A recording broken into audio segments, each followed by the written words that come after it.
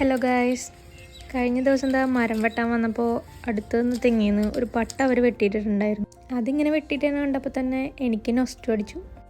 പണ്ട് എൻ്റെ അമ്മ ഇങ്ങനെ ഓല വരാനിരിക്കുമ്പോൾ ആ വീഴുന്ന ഓലയൊക്കെ എടുത്തിട്ട് വാച്ചുണ്ടാക്കുക, കണ്ണട ഉണ്ടാക്കുക, അതൊക്കെ എൻ്റെ ഒരു പ്രധാന ഹോബിയായിരുന്നു.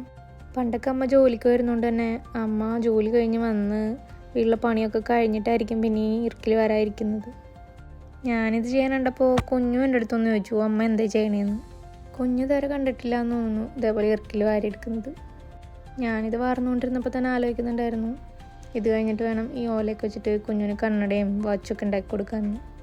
ഞാനിത് വാർന്നുകൊണ്ടിരുന്നപ്പോൾ തന്നെ അമ്മയും വന്നു. പിന്നെ ഞങ്ങൾ രണ്ടുപേരും കൂടിയാണ് അതൊക്കെ ചെയ്തത്.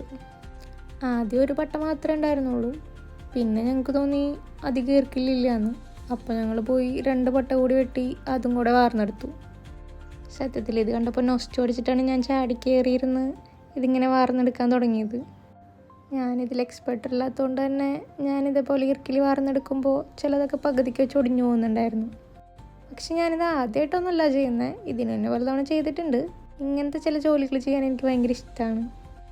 പണ്ട് വീട്ടിൽ അമ്മയും അമ്മൂമ്മയും ഒക്കെ ഇതേപോലെ ചെയ്തിരുന്നത് മനസ്സിൽ ഓർമ്മ വരുന്നുണ്ടായിരുന്നു. ഈ കീറിയെടുക്കുന്ന ഓല വെച്ചിട്ട് വാച്ച്, മോതിരം, കണ്ണട, പിന്നെ പടക്കം, അതൊക്കെ ഉണ്ടാക്കാൻ എനിക്കറിയാം.